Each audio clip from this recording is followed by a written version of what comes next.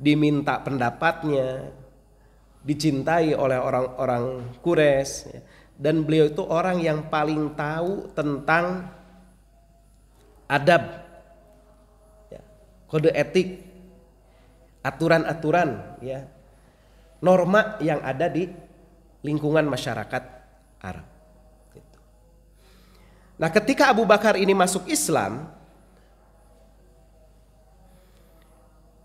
maka dia ini juga menjadi orang yang punya kelebihan. Jadi di masa jahiliyah punya kelebihan, ketika masuk Islam semakin menjadi pribadi yang menonjol gitu ya, menonjol dibandingkan sahabat-sahabat yang lainnya. Dan istimewanya Abu Bakar, dan ini kenapa Rasulullah pertama kali berdakwah itu ya kepada Abu Bakar. Ketika di masa-masa dakwah secara sirri, secara sembunyi-sembunyi, ya, itu yang pertama kali didekati adalah Abu Bakar. Kenapa? Karena Abu Bakar ini di masa jahiliyah pun tidak pernah dia ini melantunkan syair-syair jahiliyah. Syair-syair jahiliyah itu kan biasanya isinya itu tentang memuji-muji minum-minuman keras, ya, memuji-muji wanita misalnya, ya, dan lain sebagainya. Nah, Abu Bakar ini sejak masa jahiliyah pun tidak pernah melantunkan syair, tidak pernah minum minuman keras, dan tidak pernah menyembah berhala. Tidak menyukai penyembahan berhala, begitu. Nah, ini ada digambarkan ya dalam buku sejarah itu, Abu Bakar itu berkulit putih, agak kurus, tidak terlalu lebar bentuk tubuhnya, sedikit agak bungkuk, kemudian tidak menahan pakaiannya turun dari pinggangnya. Ini maksudnya apa ya? Tidak bisa menahan, maksudnya saking kecilnya mungkin ya gitu. Kemudian tulang-tulang wajahnya menonjol, kedua matanya cekung, keningnya menonjol, dan pangkal jemarinya datar, rambutnya beruban. Ya. Nah, itu penggambarannya seperti itu ya. Nah, beliau ini Abu Bakar seperti tadi sudah saya singgung, dia ini adalah termasuk as-sabiqunal awwalun. Jadi orang yang bersegera masuk Islam, atau orang-orang yang masuk Islam di awal-awal, ya. Bahkan laki-laki dewasa yang pertama masuk Islam itu adalah Abu Bakar. Ya, Abu Bakar. Nah, kalau dari kalangan remaja, anak-anak, Ali bin Abi Thalib. Itu yang pertama kali masuk Islam. Ibnu Abbas dia menyebutkan salah satu sabda Rasulullah SAW, tidak seorang pun yang saya ajak bicara mengenai Islam, ya kata Rasulullah, kecuali dia akan selalu enggan dan mengingkari, dan dia menentang, kecuali Ibnu Abu Quhafah, kecuali anaknya Abu Quhafah, maksudnya Abu Bakar, di mana setiap saya mengatakan sesuatu tentang Islam, dia selalu menerimanya dan konsisten, ya, atau mempercayai dengan apa yang saya katakan, kata Rasulullah. Jadi siapa Abu Bakar ini, dia termasuk as-sabiqunal awwalun bersama Ali bin Abi Thalib, ya. Dan banyak dari kalangan sahabat itu masuk Islamnya itu karena diajak oleh Abu Bakar As-Siddiq. Utsman bin Affan itu diajak oleh Abu Bakar As-Siddiq. Zubair bin Al-Awwam, ya, ini juga diajak oleh Abu Bakar As-Siddiq. Abdurrahman bin Auf, Sa'ad bin Abi Waqqas, Talhah bin Ubaidillah, ini diajak oleh Abu Bakar semuanya. Ini kan sahabat-sahabat disebutnya kibarus sahabah, ya. Kibarus sahabah. Jadi sahabat-sahabat senior. Ini yang diajak karena memang termasuk as-sabiqunal awwalun, dan ini yang nantinya menjadi ahlus syura, ya. Di masa Rasulullah sering diajak bermusyawarah oleh Rasulullah, di masa Abu Bakar dan masa Khulafaur Rasyidin itu sahabat-sahabat ini yang karena memang mereka ini adalah sahabat-sahabat senior gitu. Nah, Abu Bakar ini juga dia memiliki keutamaan karena beliau ini benar-benar menjadi pembela Rasulullah. Pernah ya suatu saat Rasulullah sedang sholat di dekat Ka'bah, lalu kemudian ada orang, ya, Uqbah bin Abi Mu'id mendatangi Rasulullah, kemudian mengikatkan selendangnya ke leher Rasulullah SAW, dicekiknya Rasulullah saat itu. karena waktu itu kan sedang lemah-lemahnya Islam gitu ya. Artinya kekuatannya ya masih lemah. Kemudian Abu Bakar pun segera membela Rasulullah, kemudian mengatakan kepada Uqbah bin Abi Mu'aid, apakah kalian akan membunuh ya, akan mempersekusi seorang laki-laki yang mengatakan Tuhanku adalah Allah, sedangkan dia datang dengan tanda-tanda kebesaran Tuhannya kepada kalian. Nah, Abu Bakar juga orang yang pertama kali di dalam Islam tampil khutbah di tengah-tengah kafir Quraisy ya, secara terang-terangan. Sampai akhirnya Abu Bakar itu dipukuli ya, sampai pingsan. Setelah pingsan, ketika siuman yang pertama kali ditanyakan, bagaimana nasib Rasulullah? Gitu ya. Sampai keluarganya itu heran gitu. Ini orang pas siuman langsung yang ditanya adalah Rasulullah. Karena demikian terikat hatinya kepada Rasulullah. Dia juga adalah terkenal sebagai donatur dakwah. Ya, Abu Hurairah berkata, Rasulullah Shallallahu Alaihi Wasallam bersabda, tidak ada harta yang memberi manfaat kepadaku lebih dari apa yang diberikan Abu Bakar. Nah, makanya ada yang menyebutkan bahwa di dalam Quran surat Al-Lail ya, yang kita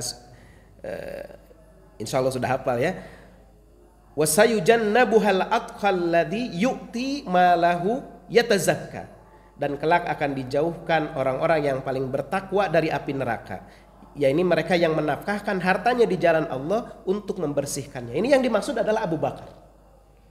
Jadi yang dimaksud dalam ayat ini adalah Abu Bakar. Karena memang sejak awal pertumbuhan dakwah Islam itu, Abu Bakar itulah yang dia ini bisa dikatakan kalau bahasa kita sekarang jor-joran dia bantu Rasulullah SAW, membebaskan budak ya, membebaskan para budak yang disiksa oleh tuannya di masa awal Islam, dibeli oleh Abu Bakar gitu. Hartanya tuh habis untuk seperti itu, Abu Bakar itu. Ya. Nah, maka Rasulullah tidak sangat juga mencintai Abu Bakar As-Siddiq ini. Beliau juga Abu Bakar ini adalah seorang yang faqih, seorang yang paham, seorang yang berilmu, bisa memahami ya isyarat-isyarat ayat-ayat Al-Quran atau sabda Nabi SAW. Suatu saat, ini pernah saya sampaikan ya di pembahasan wafatnya Rasulullah.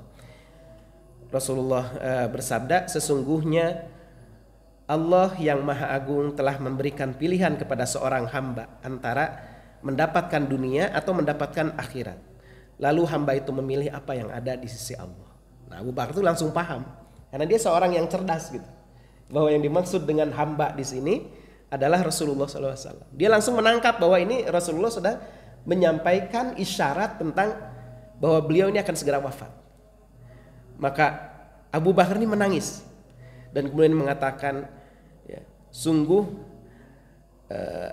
bukan anak ini, ayah ya. Ayah dan ibuku menjadi tebusan bagimu ya Rasulullah.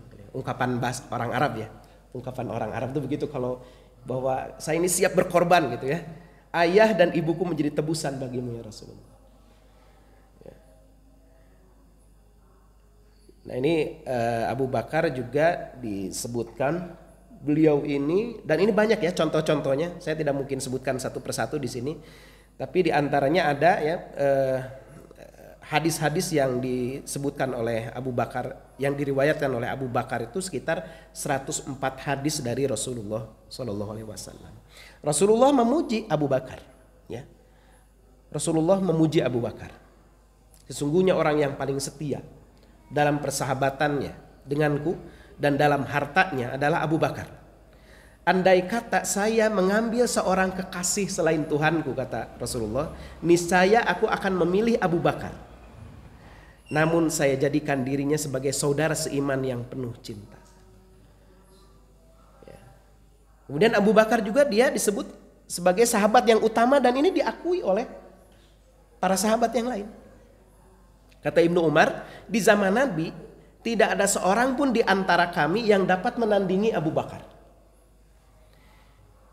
Kemudian setelah Abu Bakar adalah Umar. Setelah Umar lalu Utsman. Kemudian setelah Utsman para sahabat lainnya yang tidak lebih utama dibanding yang lainnya. Ini disebutkan dalam hadis riwayat Bukhari. Ya. Jadi Abu Bakar, Umar, Utsman. Ya qadarullah sekarang kalau kita lihat di Madinah itu makam yang bersanding itu ya 3 itu makam Rasulullah, Abu Bakar dan Umar. Ya, gitu. Ini yang 2 orang sahabat utama ya. Gitu. Nah, Ibnu Umar juga berkata, dulu kata Ibnu Umar di zaman Nabi kami sering membuat peringkat di antara kami sendiri. Secara berurutan, para sahabat terbaik itu adalah pertama Abu Bakar, kemudian Umar bin Khattab, kemudian Utsman bin Affan. Dalam riwayat lain, ketika Nabi mendengar para sahabat membuat peringkat ini, beliau tidak mengingkari. Artinya Rasulullah pun mengakui itu. Ya, bahwa yang paling utama itu Abu Bakar, kemudian Umar bin Khattab, kemudian Utsman bin Affan. Nah, ini ada anak dari Ali bin Abi Thalib, Muhammad bin Al-Hanafiyah. Dia menuturkan bahwa dia pernah bertanya kepada ayahnya, yakni Ali bin Abi Thalib, siapakah manusia yang paling baik setelah Rasulullah Shallallahu Alaihi Wasallam? Kemudian Ali bin Abi Thalib radhiyallahu anhu menjawab Abu Bakar. Jawabnya langsung Abu Bakar. Kemudian kata Muhammad bin Al-Hanafiyah, kemudian siapa lagi? Kemudian dijawab oleh Ali bin Abi Thalib, Umar. Kemudian siapa? Muhammad bin Al-Hanafiyah ini dia dalam hatinya ya mengatakan bahwa ayahnya ini Ali bin Abi Thalib yang berikutnya itu akan menyebut Utsman bin Affan. Ya, maka dia mencoba untuk merubah pertanyaannya. Kemudian ya kata Muhammad bin Al-Hanafiyah, kemudian setelah itu apakah engkau? Maksudnya Ali bin Abi Thalib ya. Kemudian Ali bin Abi Thalib menjawab, tidak. Aku ini hanya muslim biasa seperti muslim lainnya. Ya, ini kerendahan hati yang Ali bin Abi Thalib. Padahal Ali bin Abi Thalib juga adalah sahabat yang utama ya setelah Utsman bin Affan. Gitu. Ya. Nah, Abu Darda dia berkata Rasulullah Shallallahu Alaihi Wasallam bersabda, tidak ada seorang pun yang lebih baik dari Abu Bakar selama matahari terbit dan tenggelam. Jadi di sepanjang zaman ini ya tidak ada yang lebih baik dari Abu Bakar. Kemudian dari Sa'ad bin Zurarah dia berkata, Rasulullah Shallallahu Alaihi Wasallam bersabda, sesungguhnya Ruhul Kudus, Roh Kudus, Jibril mengabarkan kepada saya, sebaik-baik umat setelah kamu adalah Abu Bakar. Maksudnya umat itu pribadi. Ya. Sebaik-baik pribadi setelah kamu, yakni setelah Rasulullah adalah Abu Bakar. Gitu. Ya. Jibril yang mengabarkan langsung kepada Rasulullah Shallallahu Alaihi Wasallam. Nah, tadi sudah saya sebutkan, yang paling dicintai oleh Nabi itu adalah Abu Bakar. Amr bin As penasaran, pernah bertanya kepada Rasulullah, wahai Rasulullah, siapa orang yang paling engkau cintai? Rasulullah mengira itu maksudnya perempuan. Kata Rasulullah, Aisyah, ya, yang paling dicintai oleh Rasulullah. Kemudian kata Amr bin As, maksud saya dari kalangan laki-laki ya Rasulullah. Kata Rasulullah, ayahnya, yakni Abu Bakar. Kemudian setelah itu siapa? Umar bin Khattab. Ya, gitu. Ini pernah saya diceritakan dari guru saya, apakah memang itu ada dalam riwayatnya saya nggak tahu. Kata beliau, Amr bin As nanya begini karena dia tuh karena dia ini GR. Karena Rasulullah itu sangat dekat dengan dia dan menganggap dirinya pun dicintai oleh Rasulullah. Maksudnya termasuk orang yang paling dicintai oleh Rasulullah. Tapi ternyata Rasulullah tidak menyebut namanya gitu. Sampai ada ungkapan dari Amr bin As, saya menyesal gitu nanya ini. Ternyata nama saya tidak termasuk dalam daftar yang paling utama gitu ya. Begitu. Ya Rasulullah mencintai seluruh sahabatnya gitu. Hanya yang paling dicintai adalah Abu Bakar, ya, kemudian Umar bin Khattab. Ya. Nah, berikutnya ini sudah kita bahas di pertemuan sebelumnya ya tentang bagaimana beliau diangkat menjadi khalifah. Abu Bakar ini. Kita tahu bahwa sepeninggal Rasulullah, wafatnya Rasulullah pada 12 Rabiul Awal 11 Hijriah, orang-orang kemudian mulai berpikir ini siapa yang akan memimpin umat. Ya. Lalu ini singkat ceritanya karena sudah dibahas ya.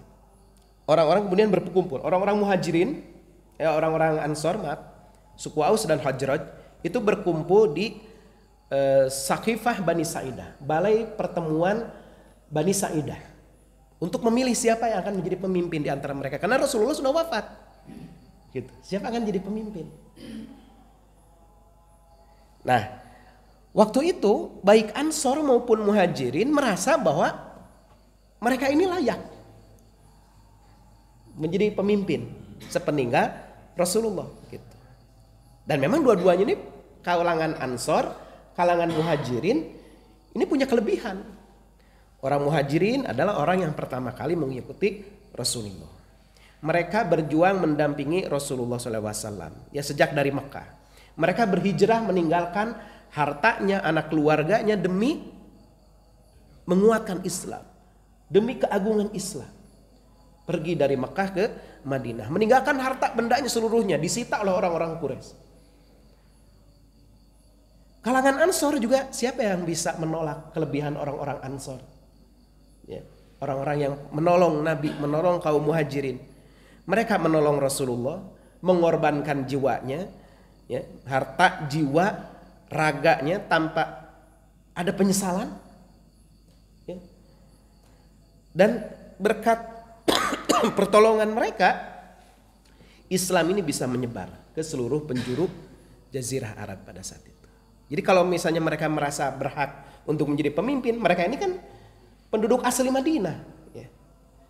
Muhajirin ini pendatang, wajar gitu. Kalau kemudian mereka ini berkumpul, kemudian memilih pemimpin siapa yang akan menggantikan Rasulullah SAW. Gitu. Jadi bukan dalam rangka asobiyah, dalam rangka apa, bukan, karena memang wajar saja gitu. Mereka dan belum waktu itu kan memang tidak ada wasiat dari Rasulullah tentang bagaimana mekanisme pemilihan pemimpin, nggak ada, ya nggak ada. Maka para sahabat waktu itu ya berijtihad aja masing-masing gitu. Nah ini Saqifah Bani Sa'idah saat ini ya fotonya nih. Ini tidak jauh dari Masjid Nabawi. Kalau dulu dari pintu 8 tinggal lurus aja. Sekarang pintu 8-nya sudah berubah jadi pintu nggak tahu 32 atau 33 gitu sekarang itu. Nah, tinggal keluar aja kalau nanti ya hadirin di sini ada rezeki bisa umroh. Nah, cari aja, tanya aja. Atau gini, atau dari Babus Salam lurus saja gitu ya. Lurus saja ke arah Museum Sirah Nabawiyah. Nah, itu nanti ada jalan sampailah ke ini, ke taman ini. Nah, ini taman ini dulunya adalah lokasi Saqifah Bani Sa'idah di mana Abu Bakar As-Siddiq itu dibaiat menjadi khalifah. Ya. Nah, waktu itu yang akan diangkat oleh orang-orang Muhajirin adalah Sa'ad bin Ubadah, sahabat Rasulullah. Dia ini kan pemimpin suku Khazraj, ya. Pemimpin kaum Ansor. Nah, waktu itu kemudian Abu Bakar dengan Umar bin Khattab datang ke pertemuan ini.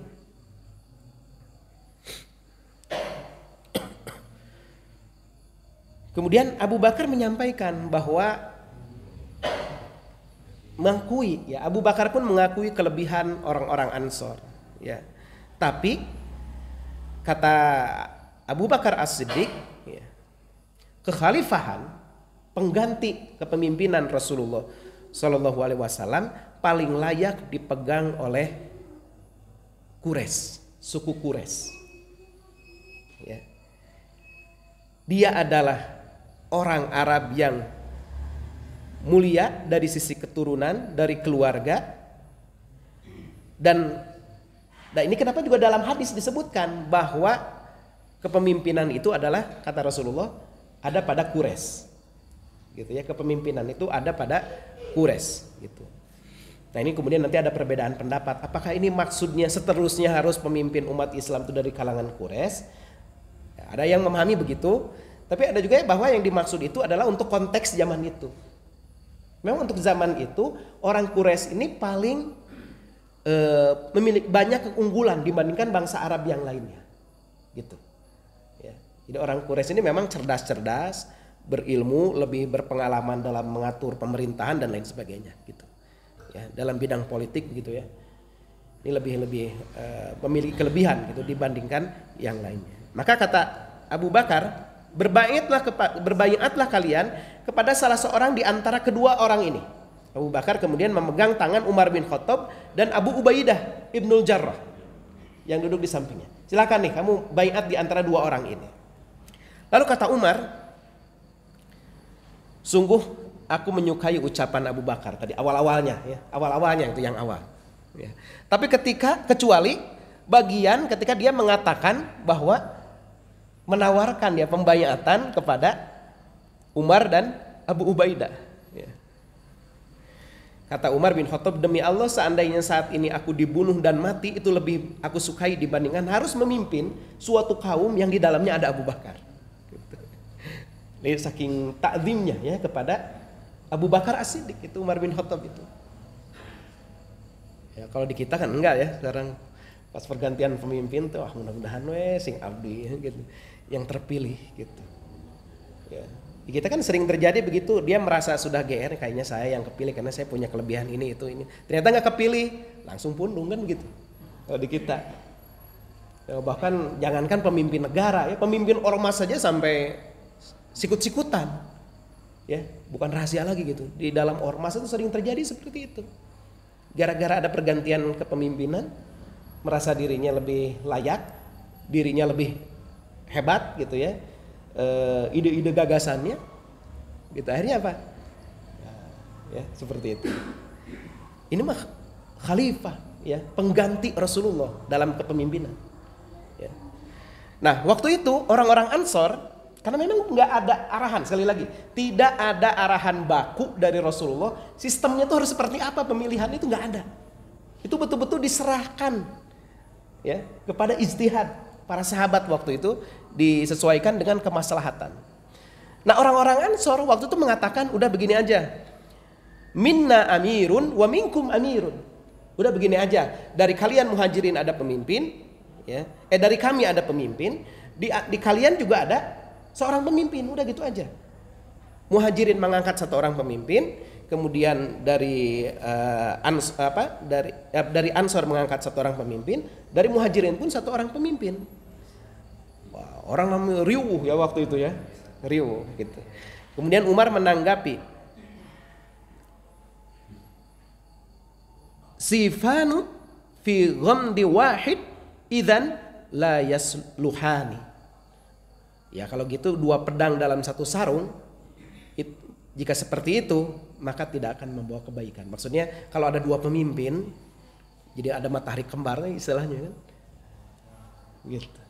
Ya akan terjadi nantinya khawatir ya kepemimpinan. Bahkan di dalam hadis lain kan kalau ada seorang diangkat menjadi pemimpin, kemudian satu orang lagi mengangkat dirinya menjadi pemimpin, maka bunuhlah pemimpinnya ini. Maksudnya ini tanda kutip ya, artinya nggak boleh membiarkan ada perpecahan di dalam tubuh umat Islam. Gitu.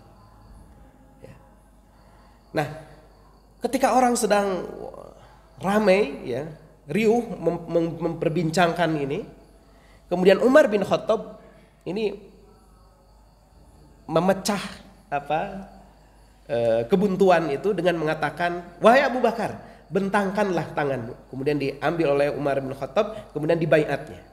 Aku membaiat Abu Bakar menjadi khalifah Rasulullah, menjadi pengganti Rasulullah. Maka orang-orang semua terkesima dan baru sadar, oh iya selama ini kita ini memang selalu mengutamakan Abu Bakar. Bahkan ketika Rasulullah tidak bisa memimpin sholat berjamaah ketika sedang sakit, yang disuruh oleh Rasulullah untuk memimpin sholat berjamaah itu adalah Abu Bakar itu. Nggak boleh yang lainnya. Gitu, nggak boleh yang lainnya. Bahkan Rasulullah itu pernah menegur ketika Umar bin Khattab itu ya mau memimpin sholat gitu waktu itu ketika Abu Bakar ada. Gitu. Nah akhirnya diikutilah pembaiatan itu oleh orang-orang Ansor, diikuti. Nah dalam literatur Syiah, ya Syiah itu pendukung ya keluarga pendukung Ali, menyebutkan bahwa inilah menurut literatur Syiah ini ya, inilah pertama kali terjadinya perpecahan dalam tubuh umat Islam. Dan di dalam literatur Syiah itu disebutkan bahwa pada saat ini pun muncul dari kalangan ahlul bait Rasulullah, keluarga kerabat Rasulullah itu yang menyampaikan pendapat, katanya ya walau alam, saya belum menemukan riwayatnya, yang menyampaikan bahwa yang berhak untuk menggantikan Rasulullah itu adalah dari kalangan ahlul baitnya, begitu. Nah, kemudian setelah itu Abu Bakar berkata kepada Sa'ad bin Ubadah, semuanya sudah berbaiat. Kata Abu Bakar, engkau mengetahui wahai Sa'ad bahwa Rasulullah Shallallahu Alaihi Wasallam bersabda, seandainya manusia menempuh jalan dan kaum Ansor menempuh jalan yang lain, tentu aku akan menempuh jalan kaum Ansor.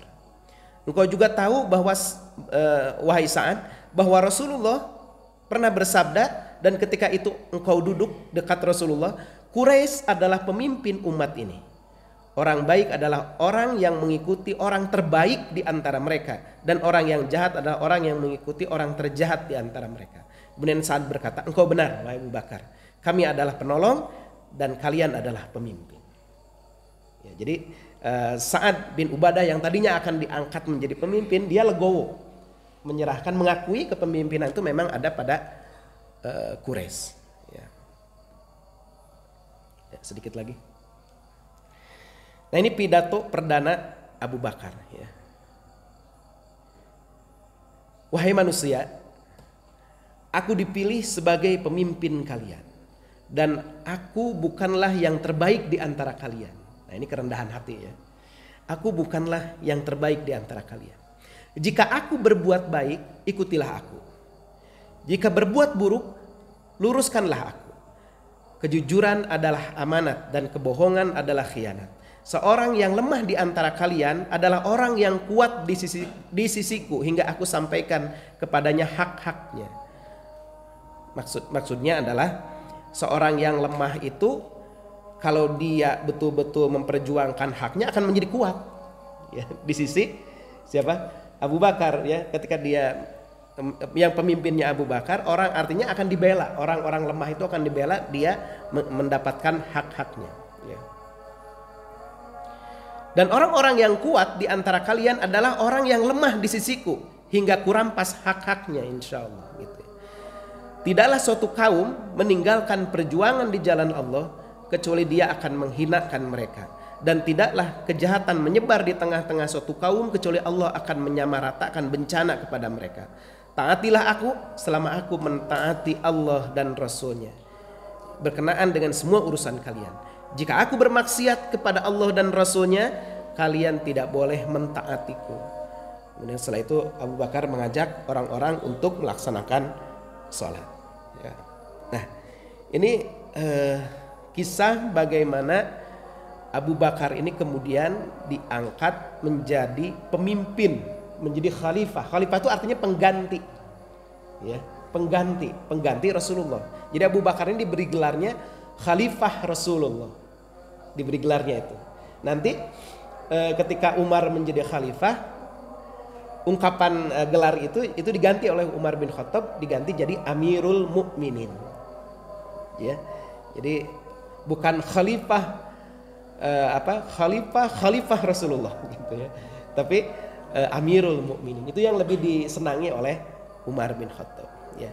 Nah, hadirin hafizakumullah, ini untuk menjelaskan bahwa dalam pandangan ahlu sunnah, kalangan sunni, memang Abu Bakar ini dia orang yang paling berhak ya menggantikan Rasulullah. Sementara kalau dari kalangan Syiah, mereka ini menganggap bahkan ya Abu Bakar ini telah merampas hak kekhalifahan. Oleh karena itu Abu Bakar itu oleh kalangan Syiah itu dianggap kafir. Umar bin Khattab pun oleh kalangan Syiah disebut kafir. Utsman bin Affan pun disebut kafir. Orang-orang yang pernah berselisih dengan Ali bin Abi Thalib, Aisyah, ya, itu dianggap kafir. Kelompok Syiah tertentu, nggak tahu apakah semuanya ya, tapi saya pernah lihat di videonya itu, mereka bahkan merayakan kematian Aisyah. Bisa lihat, Bapak cari aja di YouTube, lihat ada perayaan kematian Aisyah, bukan mendoakan Aisyah, tapi melaknat Aisyah radhiyallahu anha, istri Rasulullah, orang yang paling dicintai oleh Rasulullah. Jadi Syiah itu berawal, tapi nantilah itu ceritanya panjang ya. Nanti kita akan bahas dalam pembahasan masa-masa akhir kepemimpinan Utsman bin Affan. Ya, di situ nanti akan kita lihat awal terjadi perpecahan dalam tubuh umat Islam, ya, diakibatkan karena ada orang-orang yang provokator ya, yang memunculkan ide-ide seperti tadi itu, ya, bahwa yang berhak menjadi khalifah adalah Ali bin Abi Thalib gitu. Wallahu a'lam bissawab. Aku qouli hadza wastaghfirullahu li wa lakum. Assalamualaikum warahmatullahi wabarakatuh.